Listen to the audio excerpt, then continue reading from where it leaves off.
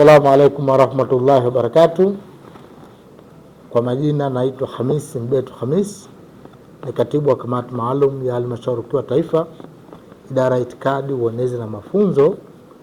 Leo hii tuko mwezi 30 Ramadhani, tunatarajia kesho tutakuwa na Idil Fitri.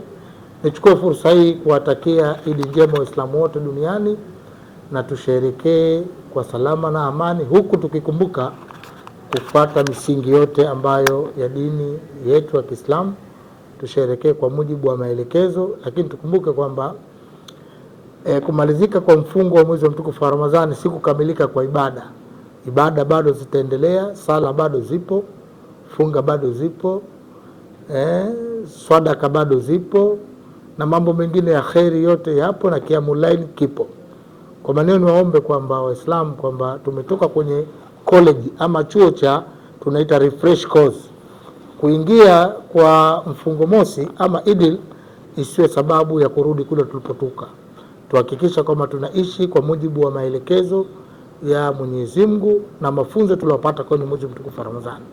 Pia nichukue fursa hii kuwaomba wafanyabiashara, wa madereva vyombo mbalimbali, tuhakikishe kwamba katika viwanja vya kufurahishia watoto wetu ambao vimepangwa na serikali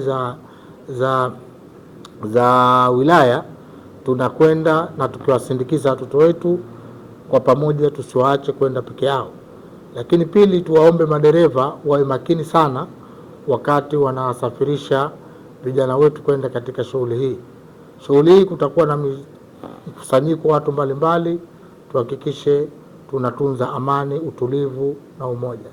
Lakini nyingine, katika kusherehekea sikukuu ya Idil Fitri, tuwaombe sana kabisa watu mbalimbali watoe mashirikiano pale ambapo patapotokezea labda mtoto kupotea ama jambo lolote kutokuwa alikwenda vizuri, watoe taarifa. Nimalizie salamu zangu hizi kuwatakia tena Waislamu wote duniani, lakini hususan wana CCM wote Tanzania, Idi njema, na niseme kullu amu wa antum bikhairi. Yote hayo utayapata hapa Maisha Online TV, mwangaza kwa jamii.